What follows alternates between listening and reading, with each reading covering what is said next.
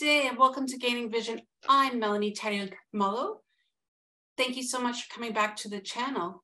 If this is your first time, thanks for visiting us, but please take a second to hit subscribe, like, and share. I am so excited. Today I have the opportunity to have a conversation with a good friend of mine, Wayne Tuttle. Wayne, how are you doing today? I'm doing fantastic, Melanie. Thanks for having me. Now, where are you zooming in from, Wayne? Well, if anyone is in Ontario, I'm way north up near where Santa Claus is. I'm coming to you all the way from Elliott Lake, which is approximately 2.5 hours from Sudbury, Ontario. Now, for those of our audience members visiting from across the globe, what's the weather or temperature like up in Elliott Lake today? Well, actually, I think today we've got a heat wave going on. I think we're sitting around probably about 2 to 3 degrees. Wow, yes, that is definitely a heat wave for sure, because usually we hit those negative temperatures, don't we? Oh, yes, that's for sure. Now, you may be asking why we're talking about the weather. And the reason we're talking about the weather is I want to give context to how different things are across the globe. In Canada, we're in our winter season, right, Wayne? Absolutely, especially in Elliott Lake. A typical winter season in Elliott Lake looks like what? Well, for the past 2 years, we moved up here in 2019, and we were sitting at 16 to 18 feet of snow. This past year, it's been rather mild as far as snow is concerned. And I think we're only at around the 9-foot mark. So as you can see, across the globe, we have diverse experiences, weather included. So thank you, Wayne, for sharing that. But let's get to the actual conversation. Can you tell us a bit about yourself, please, Wayne? Wow. How many hours do we have? Not too many, please. Short and sweet. Well, as far as myself is concerned, I grew up in a very small town in northern Ontario, and the population was probably less than 10,000. But ever since I can remember when at a very young age, I've always had this can-do attitude. So I've always been a go-getter and always wanted to learn new and exciting things, regardless on any situation that I was faced with in life.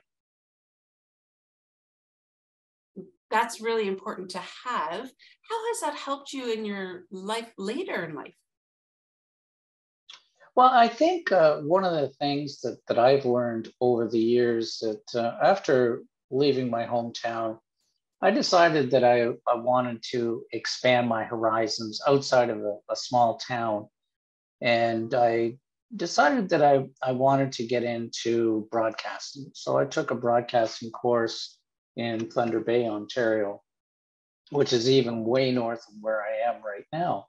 And after graduating, I thought I was going to have a career in broadcasting. I wasn't really interested in the as being an announcer sort of thing. I really wanted to get into the production part of it. I was really interested in producing shows and sound effects and that sort of thing. But unfortunately, life had a different idea on what I was going to do. Back in 1976, I started noticing a real change in my vision. I started losing my peripheral vision, and it was becoming more and more difficult for me to navigate after dark. So I started searching out different specialists to determine what was causing the problem. And year upon year, I would be sent to different specialists. One would tell me that I had cancer of the eye, detached retinas, the whole gamut of different things, but they always ended the conversation with, but I'm not sure. I think I'll need to send you to another specialist. And it wasn't until 1984 that I finally was diagnosed with retinitis pigmentosa, And over the years, I developed macular degeneration and cataracts. So things dramatically changed because the technology back in 1976, is not today. Everything was manually done. So I did require vision to do edits and that sort of thing. But with today's technology, there are more opportunities for people with vision loss to continue on with doing and editing or producing shows and that sort of thing. Definitely, technology and different ways of life have evolved since back in the 70s. So without not being able to pursue your broadcasting at that time, where did your life take you? Well, I moved back to my hometown after graduating. I did apply to a number of radio stations across Canada. I did have 3 interviews, and the same story kept coming up time and time again, that you really needed to have on-air experience before you can get into the production part of it. And I was very hopeful at the time that there would still be a possibility of me pursuing that direction, but unfortunately it wasn't meant to be. So when I moved back to my hometown, I went back to working in a factory when I was a teenager. I went back there, and it just became so mundane. I wanted more in life. So one day I was reading the Toronto newspaper, and there was an ad in there for a clerk right on the Toronto Stock Exchange. So I applied for the job. A couple of days later, I received a phone call, and they asked me to come to Toronto for an interview, which was about 2.5 hours from my hometown. So it was a big excursion for me.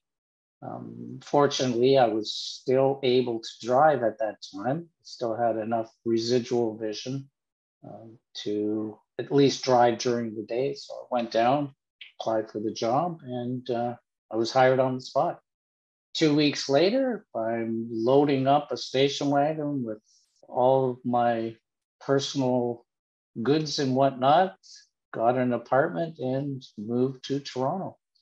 And over the years, I was with the Toronto Stock Exchange for a couple of years, and then I was hired on with a brokerage firm.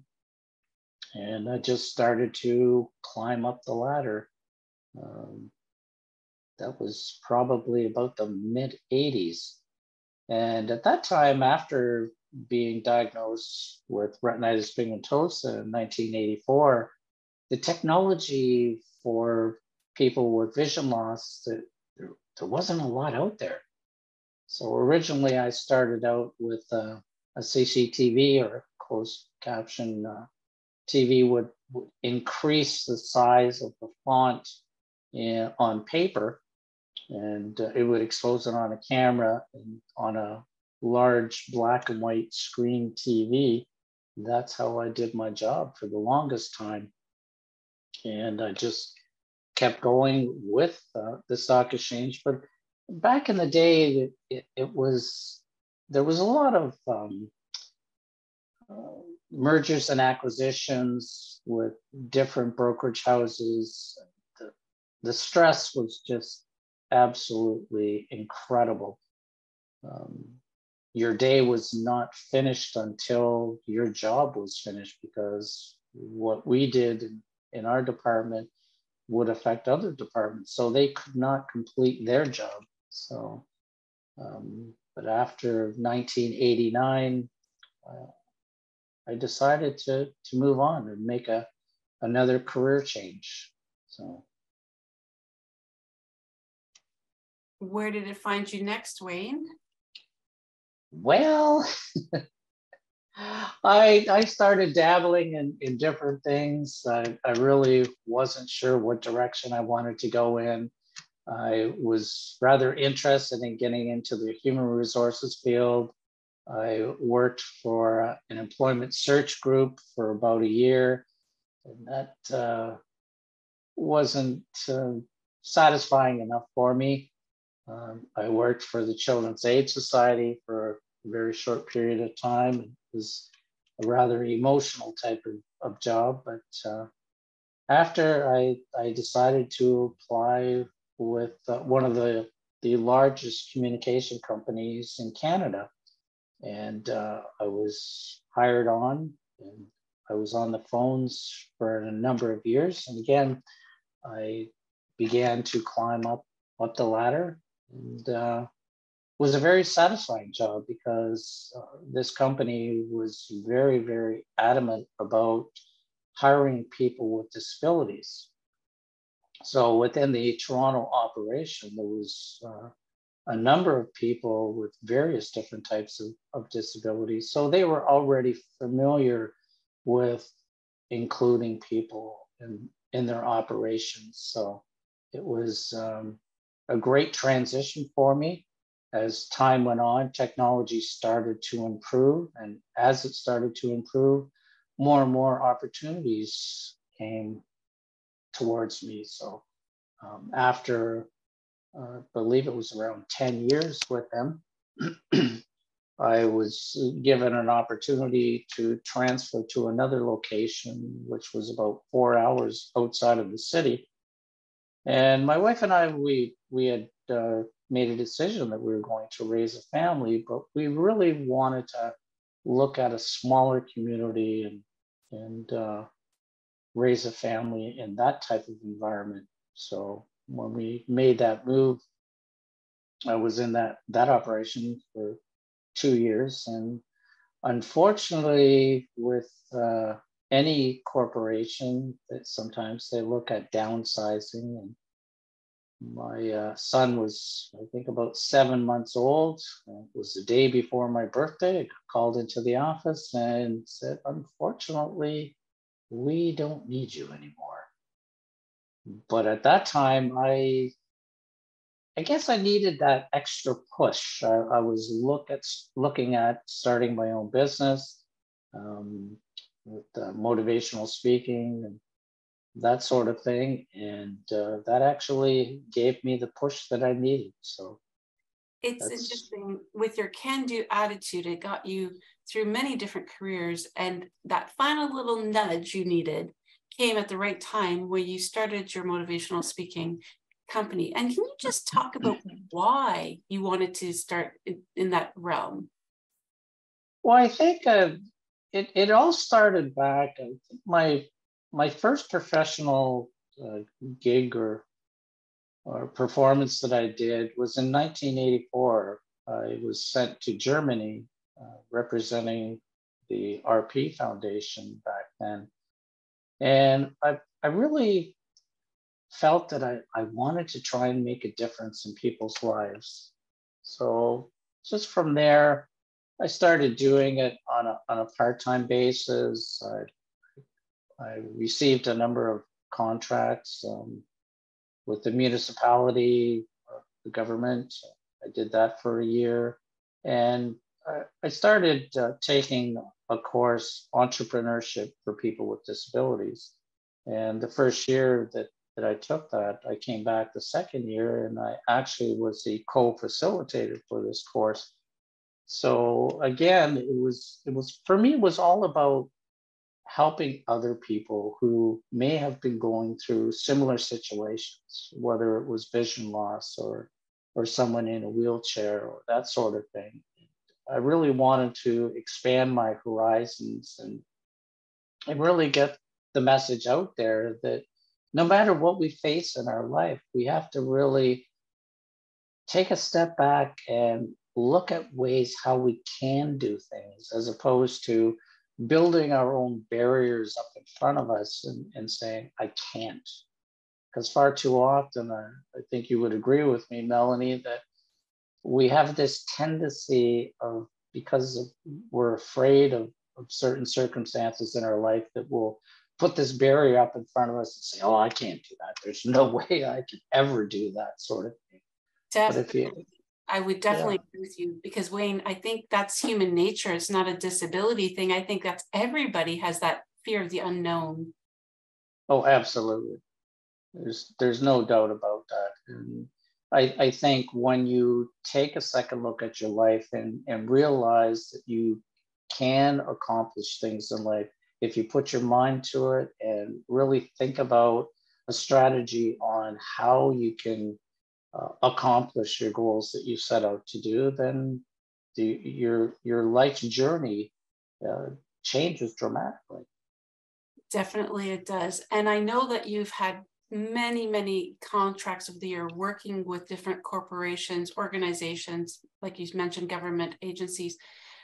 And what are some of the biggest topics, the main theme topics that these companies and organizations are looking for? A lot of the things, especially in today's society, it's all about inclusion and diversity. That's one of the main topics that they seem to want to gravitate towards. Some of the other things are basically, how do you hire a person with a disability? What are some of the pitfalls that they may go through? What are the myths and misunderstandings with people with a disability? How can we actually incorporate people with disabilities within our organization or our company? So those are some of the workshops that I've been facilitating over the past few years. And as time goes on, there are um, there are newer um, topics that they're interested in finding out about. For example, apathy in the workplace. That's a very common one that a lot of companies are facing. The other ones is retirement. It's all well and fine that we uh, have a tendency of visiting a financial consultant when we're coming up for retirement or we just retired. But there's one component that's missing in that, and that is understanding the stages that you go through when you retire. And that in a nutshell can be very, very daunting for some people. It's a huge change in life for sure. So that's really interesting. But I am going to circle back because you gave me a beautiful segue to my favorite topic, diversity and inclusion. And I find over the last number of years, it has definitely been the buzzwords. People are trying to get on the bandwagon. They're trying to take action, but it's been happening for 20 years and not much progress is being made. What is your thought on the importance of diversity and inclusion from your perspective, Wayne? For me, it's really important to make sure that the companies get that opportunity to hire people with disabilities. And the biggest problem is trying to break down those barriers and dispel all those myths and misunderstanding for people with disabilities. Far too often they have it put in their mind, well, there's how can we do this? Like, we've never hired someone with a disability. What things are they capable of doing, and that sort of thing. And I think that the important part is reaching out to organizations who service people with disabilities and have that discussion, asking openly, how can we make you successful? What kind of accommodations can we provide for you to make sure that you will succeed in the job that you want to accomplish in your life? And I think far too often, that's one of the components that's missing, is the conversation. I don't know how many times people have these assumptions with people with disabilities. And I'll share a quick story with you. A number of years ago, when I think it was around 2015, 2016, I always had this dream that I wanted to be a drummer in a marching band. And it wasn't until I turned 60 that I decided to actually do something about it. I called up this drum and bugle corps, and they were looking for a drummer for the band. And I explained to them that I had been a set drummer for a number of years, playing in a rock band and that sort of thing. And I was familiar on playing, but I didn't read music. So the drum major, he asked me, he says, well, do you read music? And I said, no, I don't. And he said, well, why not? And I said, oh, I'm blind.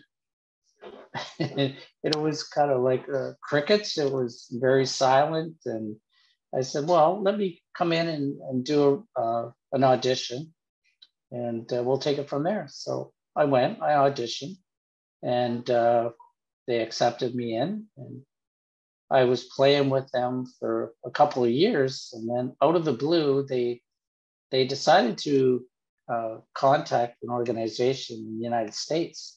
And they had all the music transcribed into Braille. And one of our rehearsals, he handed me this large envelope. And I said, what's this?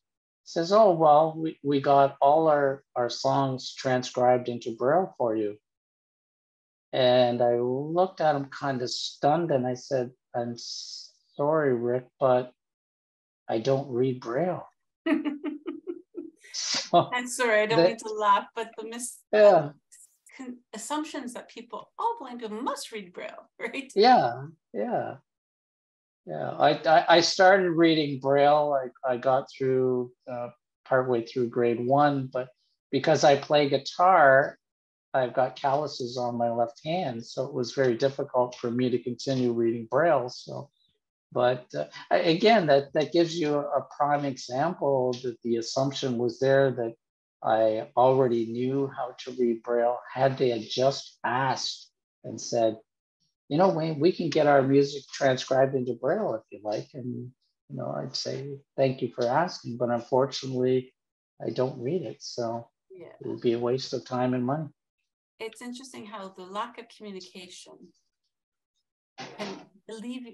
it can cause more issues and barriers than actually just asking simple questions out of a place of dignity and respect.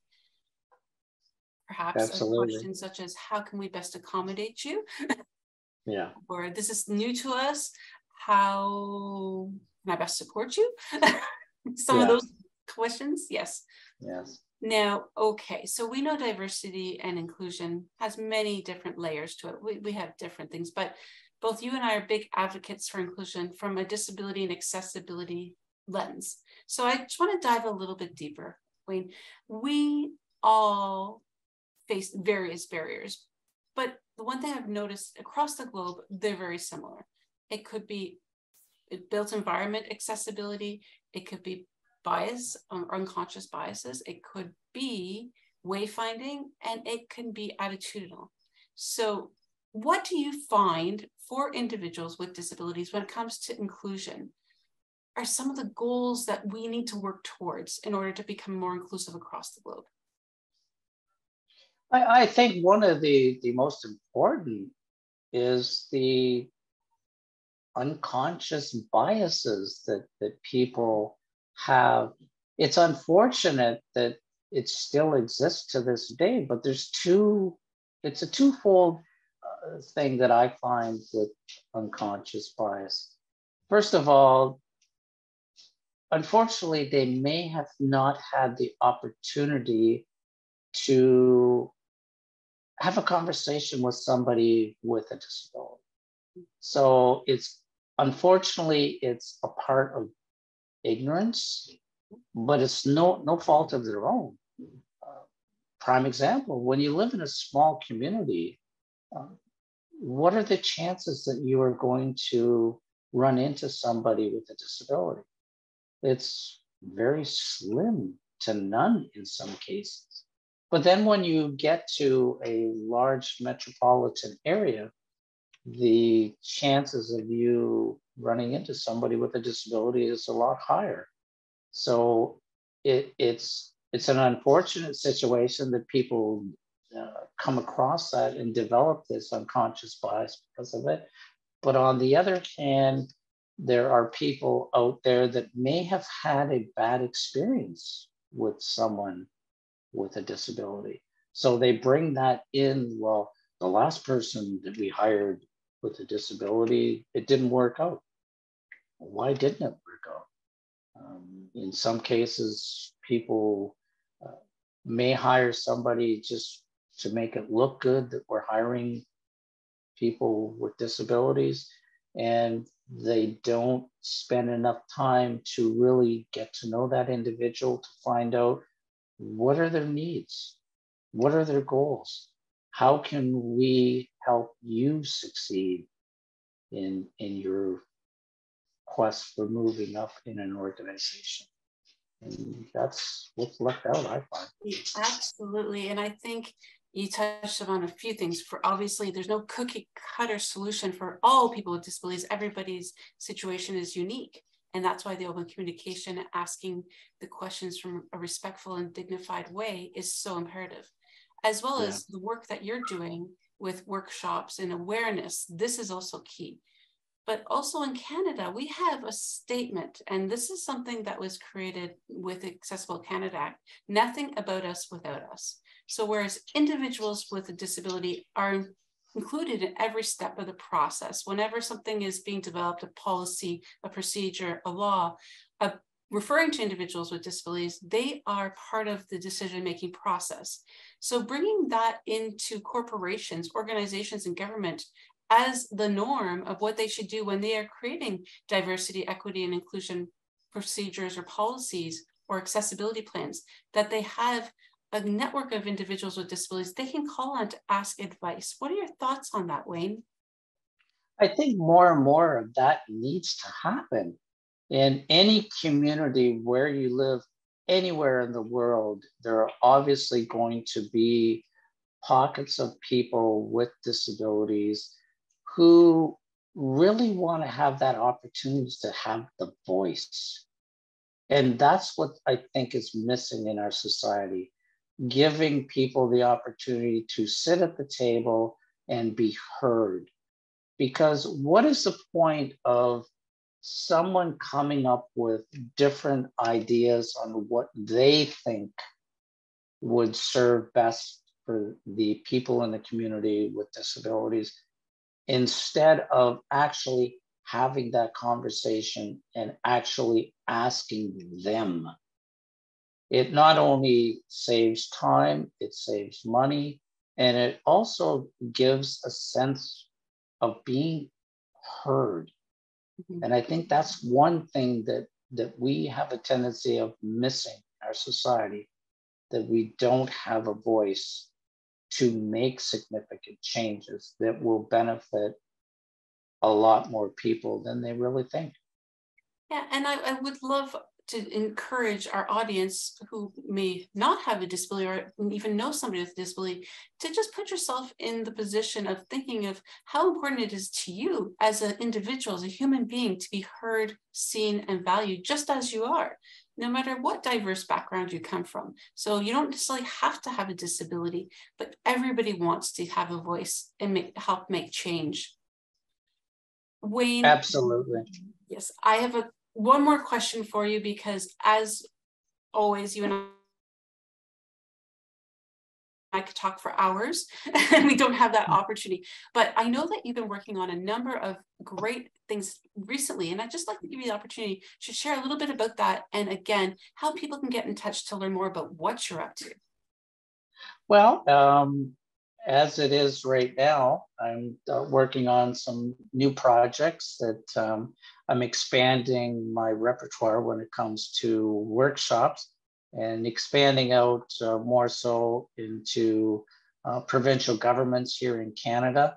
And one of the other projects that I'm working on is hopefully to build a course to offer people with disabilities the opportunity to learn about entrepreneurship. I think in our society, because the opportunities that could be lacking trying to get into a corporation or an organization, there are an awful lot of people who are just extremely talented, and they may have a a hobby that they've started, or they have an idea on how to start a business, but really don't know what the next steps are. And this is one of the things that I'd like to provide for people with disabilities, is the opportunity to learn about what's in it to start a business. So. And that is exciting, because there are so many people across the globe who are always interested in learning more about entrepreneurship and ensuring that everything is available to everyone, because we all have gifts and talents and abilities, and tapping in. Not everybody wants to work for somebody else. Sometimes they want to be their own boss.